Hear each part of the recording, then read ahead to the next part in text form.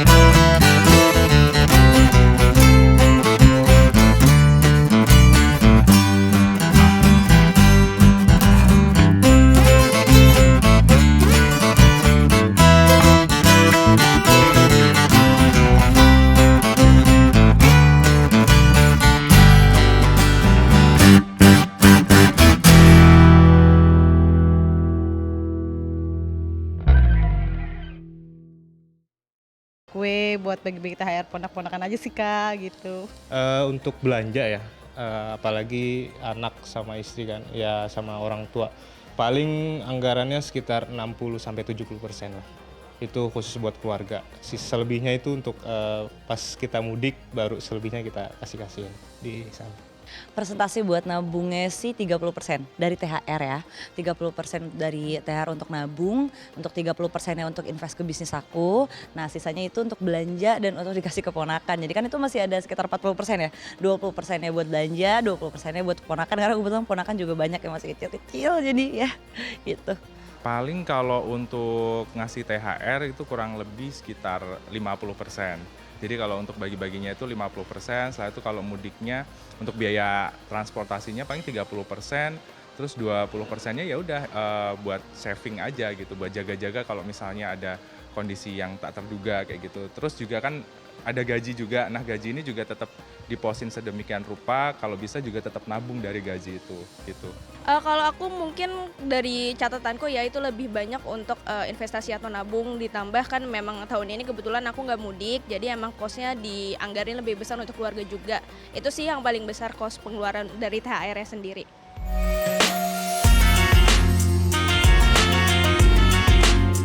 Aktivitas masyarakat selama periode Ramadan tahun ini diperkirakan akan meningkatkan pertumbuhan perekonomian Indonesia.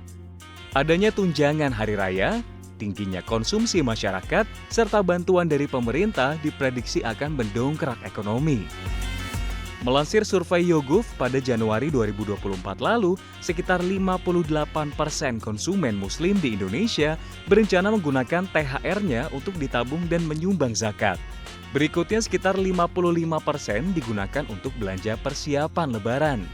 THR juga digunakan untuk berbagi pada keluarga, teman atau kenalan yang membutuhkan sebesar 48%. Sekitar 24% hingga 27% digunakan untuk kebutuhan finansial seperti bayar utang dan investasi, serta untuk mudik dan liburan. Dari data ini, belanja masih menempati posisi yang paling dominan. Secara historis, periode Ramadan dan Lebaran adalah puncak konsumsi masyarakat di mana permintaan akan barang dan jasa melonjak tajam. Besarnya arus mudik juga ikut mendongkrak roda ekonomi selama Ramadan.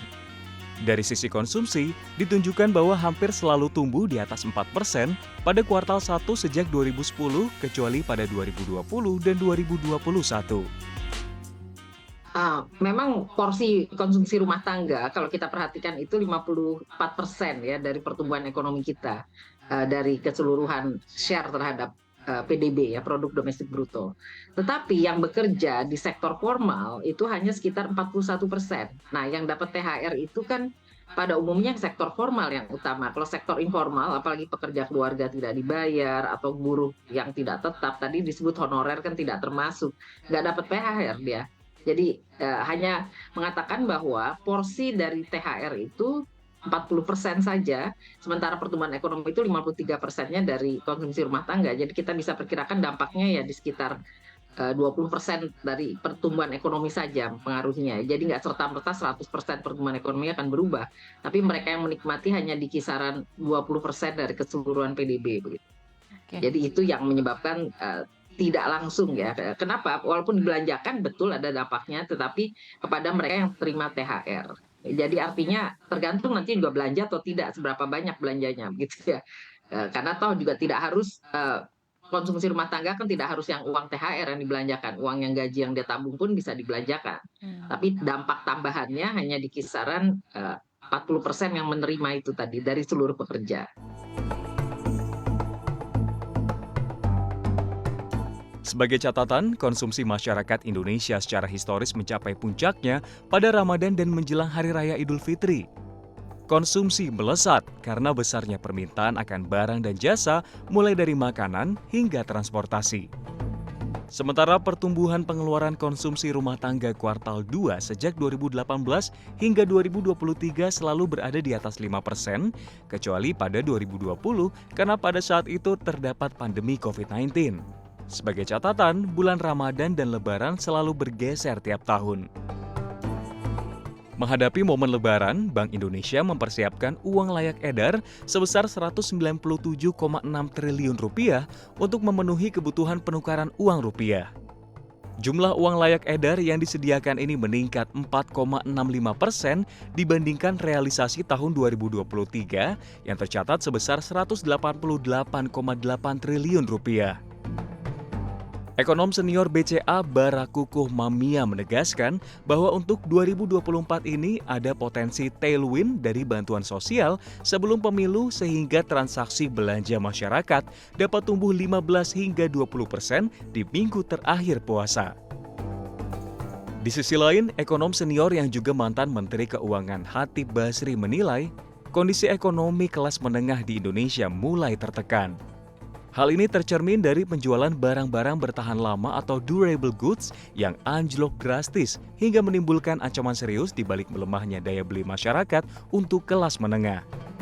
Pernyataan ini sekaligus mengomentari sorotan khusus Menteri Keuangan Sri Mulyani terhadap penjualan motor dan mobil sebagai durable goods yang turun tajam pada awal-awal tahun ini. Hati pun menceritakan kondisi sebagian masyarakat Indonesia yang mulai menggunakan tabungannya untuk konsumsi. Pemerintah saat ini baru mengurus golongan miskin melalui pemberian bantuan sosial. Sementara itu, kelas menengah yang daya belinya juga turun tak mendapatkan perhatian yang serius. Senada, Wakil Direktur Indef Eko Listianto sepakat bahwa tahun ini Lebaran akan berbeda lantaran kelas menengah sudah mengalami tekanan harga sejak akhir tahun lalu dengan tingginya harga bahan pokok. Data tadi disampaikan ya bahwa penjualannya turun cukup drastis, itu juga menggambarkan masyarakat kelas menengah yang biasanya bisa gonta-ganti kendaraan itu mulai berpikir begitu ya, katakanlah mulai mengevaluasi begitu ya, bahwa memang mungkin kondisi ekonominya tidak secerah seperti tahun lalu begitu. Secara umum ekonomi kita tahun lalu itu kan juga cukup banyak disupport oleh kenaikan harga komoditas begitu. Nah, pada tahun ini harga komoditas itu sudah mulai landai, walaupun harganya tetap masih tinggi ya, tapi tidak setinggi tahun lalu. Nah, ini kemudian berimplikasi kepada ekonomi kita, walaupun mungkin juga masih bisa tumbuh, katakanlah ya, antara kalau Indef sendiri memproyeksikan 2024 itu 4,8 ya, sedikit lebih rendah dari pemerintah begitu. Atau katakanlah kalau mungkin triwulan pertama bisa nyampe 5%, tapi mungkin akan sedikit lebih rendah dibandingkan momen Lebaran tahun lalu ya. Lebaran tahun lalu itu Mbak Safrina, ekonomi kita bisa tumbuh 5,17% begitu. Ya. Nah, tahun ini kita perkirakan ya 5% ya, 5%, jadi sedikit turun tapi masih oke lah, kira-kira begitu ya, karena ada situasi tekanan daya beli tadi begitu. Kontraksi pertumbuhan ekonomi justru tidak tampak di pusat perbelanjaan. Okupansi pusat perbelanjaan justru sudah mencapai lebih dari 95%, nyaris 100%. Namun penjual yang kembali berjualan pasca pandemi baru mencapai 80%. Sempat ada keluhan sepinya pembeli, namun jelang Ramadan ada peningkatan signifikan dalam penjualan maupun okupansi pusat perbelanjaan. Tradisi masyarakat Indonesia disebut-sebut menjadi salah satu faktor pendorong meningkatnya okupansi dan kunjungan masyarakat di pusat perbelanjaan. Di 2024 ini memang tertolong ya dengan adanya Ramadan ini di awal tahun ya, boleh saya katakan di bulan Maret ini. Nah, itu memang terjadi peningkatan.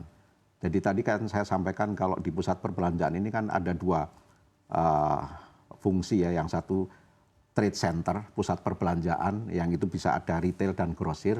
Kemudian ada pusat perbelanjaan yang seperti mall. Nah, ini cukup menarik ya kalau kita boleh katakan.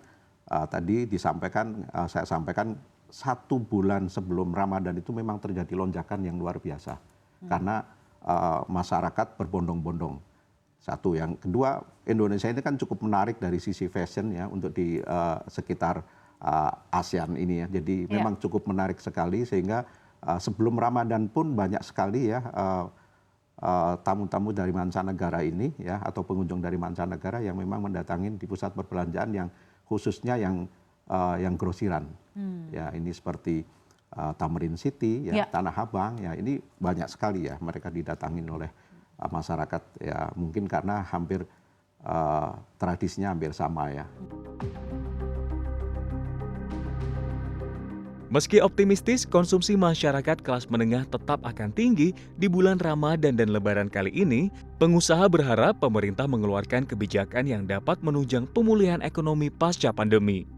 Di antaranya meninjau ulang rencana penerapan PPN 12% dan pajak hiburan yang kontroversial.